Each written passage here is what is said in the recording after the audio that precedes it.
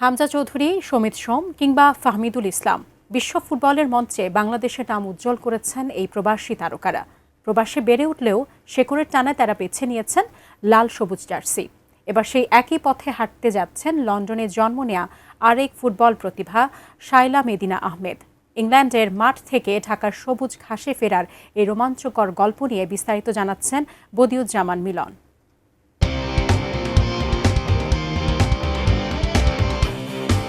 আর্জেন্টিনার বিশ্বকাপ জয়ী goalkeeper Emiliano Martinez খেলেছেন যেই ক্লাবে, প্রিমিয়ার লিগের সেই অ্যাস্টন ভিলার অনূর্ধ্ব 18 নারী দলের হয়ে খেলছেন শায়লা মেদিনা আহমেদ। তবে তিনি কেবল একজন ফুটবলারই নন, নিজের মেধা ও যোগ্যতা দিয়ে অর্জন করে নিয়েছেন অ্যাস্টন ভিলা ফাউন্ডেশনের স্কলারশিপ। এশিয়ান গেমসের নতুন নিয়ম অনুযায়ী যে 12টি দল 2026 এএফসি নারী এশিয়ান কাপে খেলার যোগ্যতা অর্জন করেছে, তারা সরাসরি এশিয়ান গেমসেও খেলার সুযোগ পাচ্ছে। যেহেতু বাংলাদেশ নারী দল গত বছর ইতিহাসে প্রথমবারের মতো এশিয়ান কাপের মূল পর্বে খেলার যোগ্যতা অর্জন করে, যা তাদের এশিয়ান গেমসের পথও সুগম করে দিয়েছে।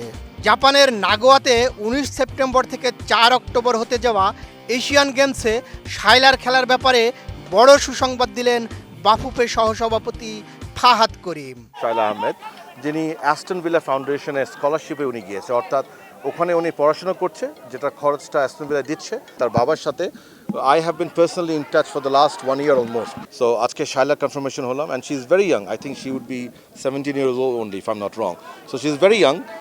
তো তার মতো একজন প্লেয়ার যে খুব ভালো ফুটবল গ্রুমিংয়ে আছে অ্যাস্টন ভিলা ফাউন্ডেশনের মতো একটা ইনস্টিটিউটে, সো সেখান থেকে তিনি বাংলাদেশকে রিপ্রেজেন্ট করতে চাচ্ছেন। আমি মনে করি এটা আজকে নারী ফুটবলের জন্য অত্যন্ত একটা ভালো খবর ইনশাআল্লাহ। শায়লাকে বাংলাদেশ দলের সুযোগ দেওয়ার জন্য দীর্ঘদিন ধরে আলোচনা চলছিল বাফুফে ও তার বাবা জুবায়ের আহমেদের মধ্যে। দীর্ঘদিন পর অবশেষে মিলেছে সেই কাঙ্ক্ষিত গ্রিন সিগন্যাল। শায়লার বাবা নিশ্চিত করেছেন শায়লা এখন প্রস্তুত বাংলাদেশের লাল সবুজ জার্সি গায়ে জড়াতে।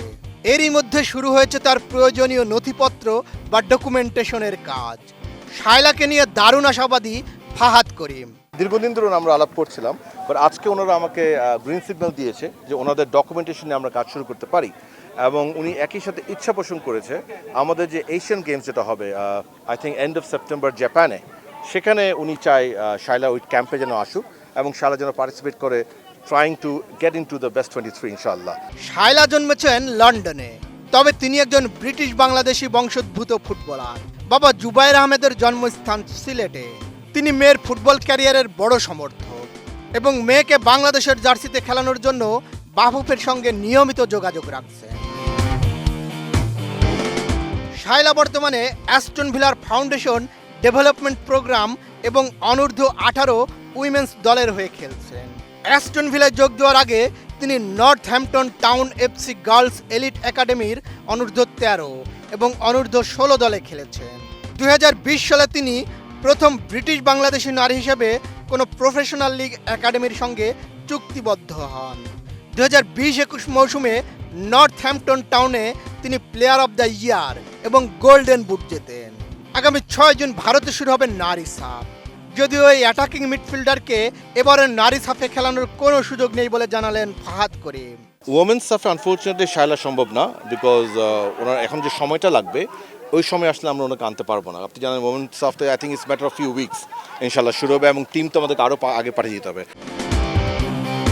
ইংল্যান্ডের পেশাদার ফুটবলের অভিজ্ঞতা আর বাংলার হার না মানা জেদ, এই দুইয়ের মিশেলে শায়লা মেদিনা আহমেদ হতে পারেন বাংলাদেশ নারী ফুটবলের এক তুরুপের দাস। অ্যাস্টন ভিলার একাডেমি থেকে জাপানের এশিয়ান গেমস পর্যন্ত এই যাত্রায় শায়লার সামনে এখন বড় চ্যালেঞ্জ, নিজেকে লাল সবুজের সেরা 23 জনের স্কোয়াডে প্রমাণ করা। বদিউজ্জামান মিলন, এটিএন নিউজ।